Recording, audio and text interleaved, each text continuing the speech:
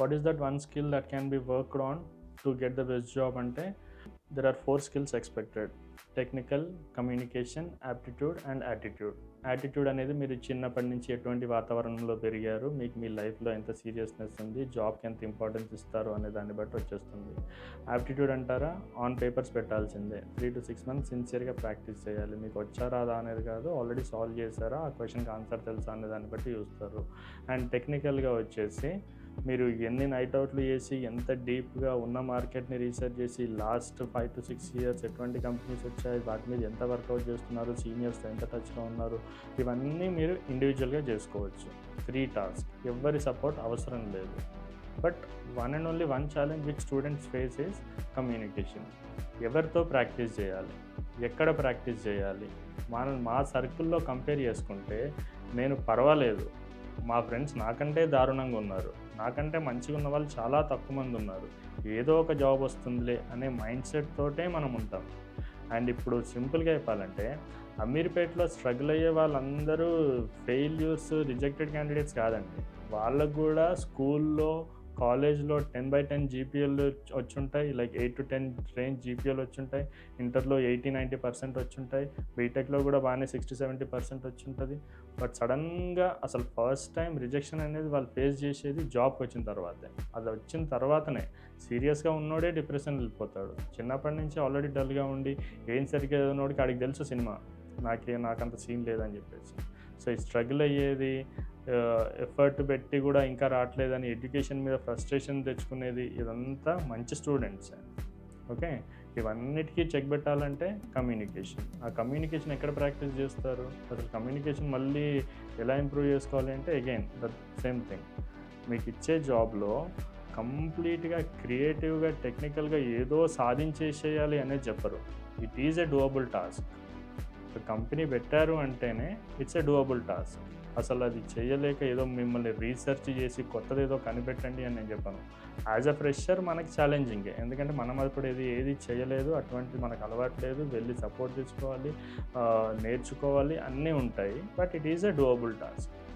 Okay, so technically మీరు చాలా ఎక్కువ నేర్చుకోవాలి. అందులో కంపెనీకి వెళ్ళిన తర్వాత ఏది ఎట్లా ఇంప్లిమెంట్ చేయాలి అనేది వాళ్ళు కస్టమైజ్ ట్రైనింగ్ ఇస్తారు. సో దాన్ని బట్టి టెక్నికల్గా you are good. But communication పరంగా చూసుకుంటే ఫస్ట్ ఆఫ్ ఆల్ అసలు మనకు అలవాట్లేదు, మన సరౌండింగ్స్లో ఎవరు ఇంగ్లీష్ మాట్లాడరు. అండ్ కంపెనీకి వచ్చేసరికి సడన్గా వాళ్ళు ఇంగ్లీష్ వచ్చారా రాదా, వీడు ఆన్సర్ చేస్తున్నాడా లేదా అని చూడరు. వీడికి ఎంత ఎక్కువగా అలవాటు ఉంది, కంపెనీలోకి వచ్చిన తర్వాత ఫస్ట్ డే నుంచే ఈజీగా అడ్జస్ట్ అవ్వగలడా లేడా. So the one thing that you need to work on is communication. సింపుల్గా చూసుకుంటే 20 years ఆఫ్ అకాడమిక్స్లో కరెక్ట్గా చూస్తే 3 నెలలు కూడా ప్రాక్టీస్ చేయకుండా ఇంటర్వ్యూ అటెండ్ అయ్యే వాళ్ళు లక్షల్లో ఉన్నారు. రైట్, అట్లాంటప్పుడు అసలు నువ్వు కంపెనీలో అడ్జస్టే కాను, నువ్వు డైలీ 10 గంటలు ఏం కూర్చుంటావు, ఏ పని చేస్తావు, పక్కన వాళ్ళు నిన్ను చీప్గా చూస్తారు, ఇవన్నీ జరుగుతుంటాయి. ఇవన్నిటి వల్ల మీది సెల్ఫ్ ఎక్స్పీరియన్స్ బ్యాడ్ అయి ఉండొచ్చు, బట్ లాస్ అయితే యాజ్ ఎ కంపెనీయే కదా. ప్రతి ఒక్క రిసోర్స్ని, లైక్ రిసోర్స్ అంటే ప్రతి ఒక్క ఎంప్లాయీని క్యాల్కులేటివ్గానే తీసుకుంటారు. ఎవరిని ఏదో 10 మందిలో ఎవరో ఒకరు పర్ఫామ్ చేసే చాలిటీ అన్నట్టు ఏ కంపెనీ ఏ ఎంప్లాయీని తీసుకోదు. ప్రతి ఒక్కరు వర్క్ చేయాల్సిందే అండ్ మినిమం ఎక్స్పెక్టేషన్ రీచ్ అవ్వాల్సిందే అనే మైండ్ సెట్తోనే తీసుకుంటారు. ఆ మినిమం ఎక్స్పెక్టేషన్స్ కూడా నీ సొంత స్కిల్స్తో నువ్వు చేయలేవు, అక్కడికి వెళ్ళిన తర్వాత సపోర్ట్ సీక్ చేయాల్సిందే. And one thing that you need to work on to get the best job. టెక్నికల్గా మీరు అన్నీ చేసుకోవచ్చు, చాలా ఎక్కువ నేర్చుకోవచ్చు, యాప్టిట్యూడ్ ప్రాక్టీస్ చేసుకోవచ్చు, అండ్ యాటిట్యూడ్ మీద కూడా వర్క్ చేయవచ్చు. But the one thing that you need to work more on is communication. నా ఉద్దేశంలో ఏంటంటే ఆన్ ఎ స్కేల్ ఆఫ్ 10 టెక్నికల్గా మీరు 7 ఉంటే కమ్యూనికేషన్గా 8 or 9 ఉండాలి.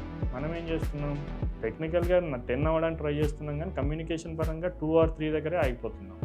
అదే మెయిన్ బ్యారియర్, అది బ్రేక్ చేయాల్సిందే. ప్రతి ఒక్క ఫ్రెషర్ బ్రేక్ చేస్తేనే మినిమం 2 to 3 ఆఫర్ లెటర్స్ క్యాంపస్లోనే వస్తాయి. ఇది గ్యారంటీ. ఎందుకు ఇంత గ్యారంటీగా చెప్తున్నానంటే సేమ్ థింగ్, మీరు మీ క్లాస్లోనే చూడండి 90% ఎవ్వరూ చేయరు. సో కంపెనీ యాజ్ అ కాలేజ్కి వచ్చిన తర్వాత కూడా ఇట్లా వెయిట్ చేస్తుంటాం, ఎవరి కమ్యూనికేషన్ బాగుంది అని. మిగతాయి ట్రైనబుల్. టెక్నికల్గా ట్రైనింగ్ ఇస్తాము, మేము టెస్ట్ పెడతాము, సెలెక్ట్ చేస్తాము, దట్ ఈజ్ ఓకే. అవి కట్ ఆఫ్ అయితేనే మీరు సెలెక్ట్ అవుతారు. బట్ కమ్యూనికేషన్ పరంగా లేకపోతే నువ్వు డైలీ 10 గంటల ఆ ఎన్వైర్న్మెంట్లో ఎట్లా అడ్జస్ట్ అవుతావు? మిగతా వాళ్ళందరూ ఎక్సలెంట్ మాట్లాడి నువ్వు ఒక్కొక్కవి నేను ఏదో మేనేజ్ చేసుకుంటాను, మై నేమ్ ఈజ్ XYZ అని చెప్పుకుంటూ మేనేజ్ చేసుకుంటాను, అసలు వర్కౌట్ అవ్వదు. నువ్వు ఒక్కడు సరిగ్గా మాట్లాడకపోయినా మిగతా వాళ్ళ మీద ఎఫెక్ట్ పడుతుంది. అందుకే కమ్యూనికేషన్కి అంత ఇంపార్టెన్స్ ఇస్తారు. Just work on polishing your communication sound so effective that people will feel like this is the right guy that I need to hire. ఆ ఫీలింగ్ వచ్చేంత మాట్లాడగలిగారు. So work on your communication.